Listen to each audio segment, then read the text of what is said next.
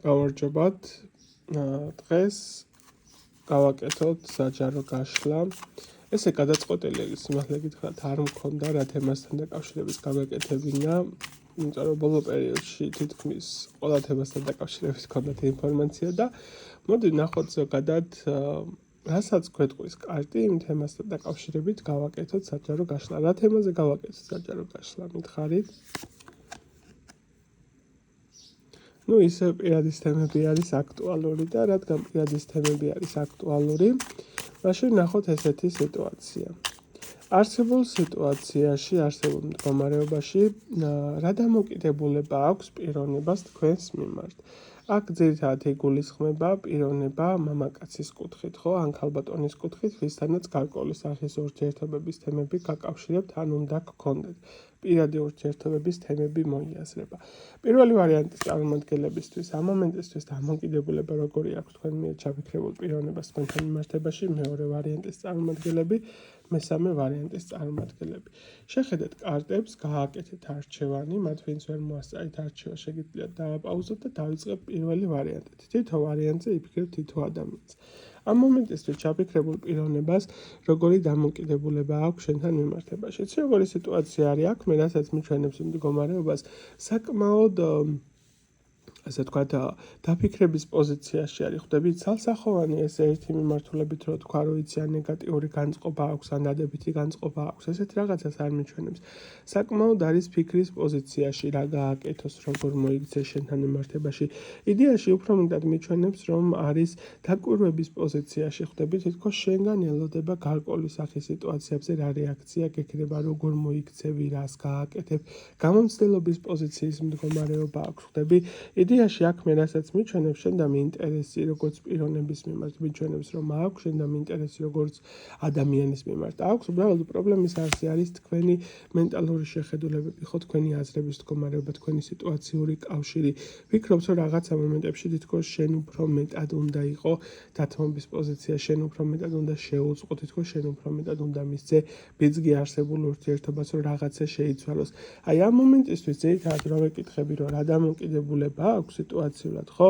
ძალიან ნეიტრალური, ვერ ვიტყვი, რომ ძალიან გაგიჟებულ პოზიციაში არის შენთან მიმართებაში, ვერ ვიტყვი, რომ რაღაცა მომენტში სიტუაციურად გულგრილი არის. ხო, აი ცვალებადი დამოკიდებულება არის შენთან მიმართებაში, უბრალოდ მას მეტად სჭირდება გარკვევადობა ამის შემდეგ რა იქნება, ამის შემდეგ რა მოლოდინები ჰქონდეს, რა განვითარება შეიძლება იყოს სიტუაციურად, ხო?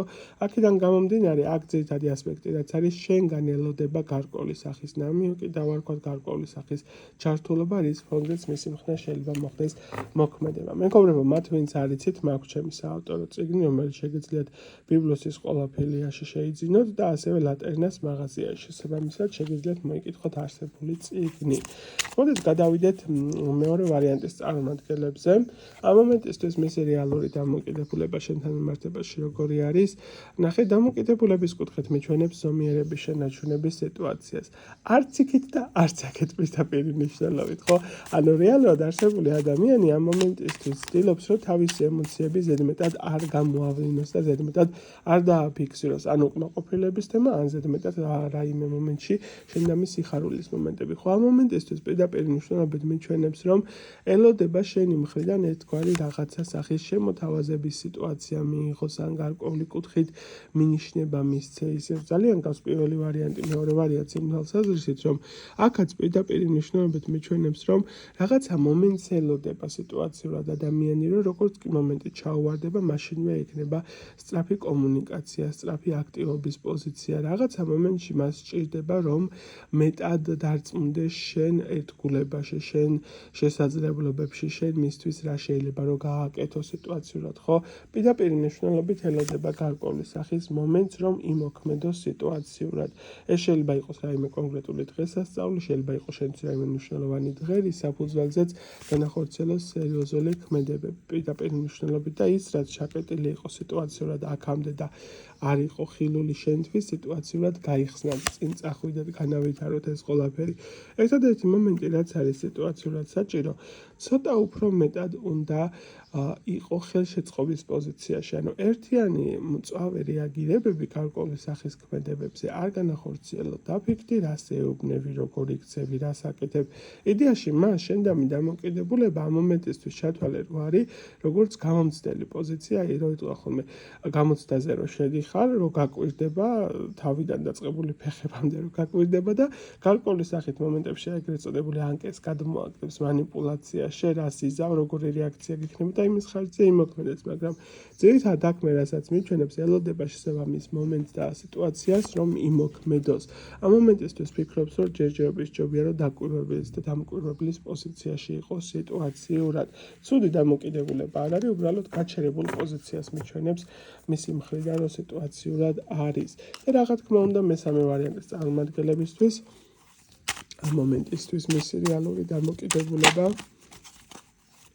რატომღაც საკმაოდ განაწყენებული პოზიციას ბოლომდე ვერ დავარქმევ, მაგრამ რაღაც გულმოსულ პოზიციის მდგომარეობაში მიჩვენებს, რომ არსებული ადამიანი არის. თითქოს შენდამი ჰქონდა მეტი მოლოდინების სიტუაცია, მეტად ელოდებოდა, რომ გარკვეულ საკითხებში ან მხარდაჭერა გექნებოდა შენი მხრიდან, ან რაღაც მომენტში მეტად გაუგებდი სიტუაციურად. ხო, ამ მომენტისთვის პირდაპირ მნიშვნელობით მიჩვენებს, რომ შენ მასზე манипуლირება მოახდინე სიტუაციურად ეთამაშები, რატომღაც ეს იაღიქვავს ამ ყველაფერს, ხო, სიტუაციურად. შენ ყველაფერს გააკეთებ იმისთვის, რომ ეს ადამიანი ხელში ჩაიგდო, თითქოს უკან არაფერზე არ დაიხევ. რატომღაც მცდარ წარმოდგენებს უქმნიან არსებულ ადამიანს შენთან მიმართებაში და შენზე აქვს მცდარი წარმოდგენები, ანუ ყველაფრის გამკეთებელი ხარ ურთიერთობის თემაში, თითქოს ეს ყველაფერი რომ შეინარჩუნო.